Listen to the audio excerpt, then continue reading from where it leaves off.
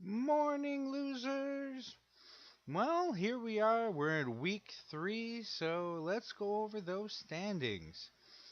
Number 1, 2, and 3 are the Merkins, the Slugs, and I Don't Care at 2 and 0.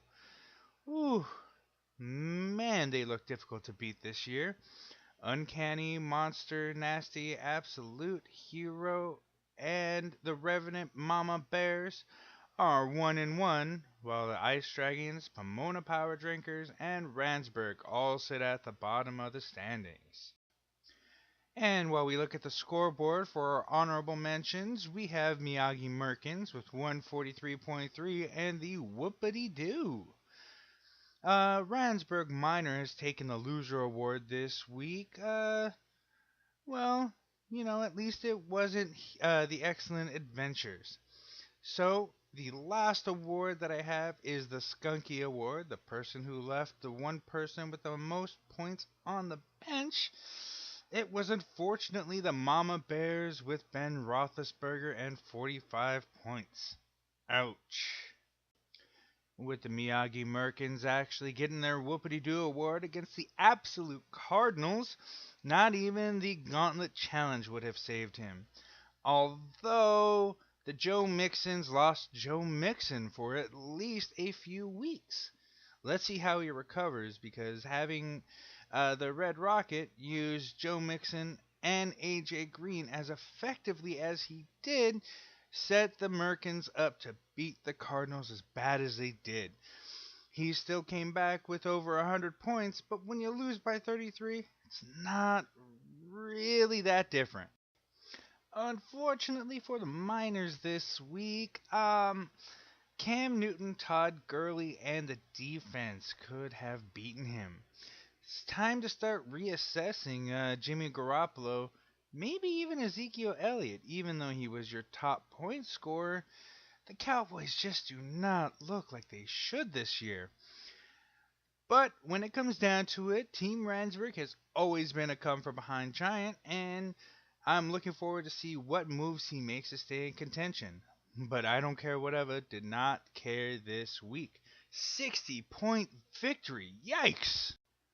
And the Excellent Adventures looks like they took out the Monster Island Czars. That was awesome matchup to say the least.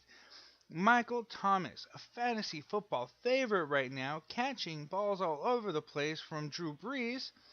Ooh-wee, did he give him 21.3 points, which helped him win 136.8 to 121.4. Drew Brees really did put on a show, but of course Michael Thomas did really bite into that.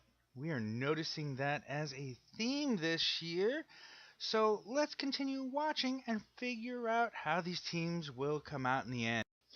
The Wang Bowl. Always, always exciting. Nasty Boners versus Ice Dragons. I had mentioned that Kirk Cousins was going to be starting for the Nasty Boners, while Stefon Diggs was going to be working with the Ice Dragons. They did exactly as I thought. High scoring points that canceled each other out.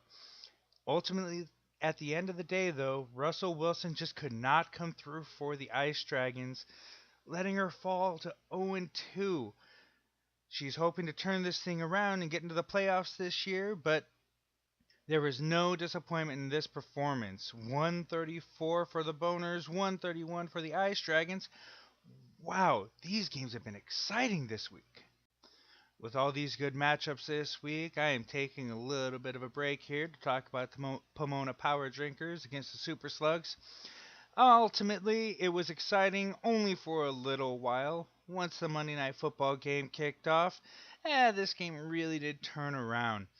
Khalil Mack did score 10 points, which was exciting on Monday, but the Super Slugs had Case Keenum, who just decided to put the game away against the Pomona Power Drinkers, rising the Super Slugs up to 2-0 and the Pomona Power Drinkers to 0-2. They're just hoping not to look like the Bills this year. Yikes, at least no players retired at halftime. Out of the gate, the Mama Bears were showing no mercy, bringing out Andy Dalton with 30 points. That was a fantastic start. But Andrew Luck only getting 13.9, you would think, okay, so who won the quarterback battle would win the game. But no, no, no. Melvin Gordon went for 26 and Mike Evans went for 15.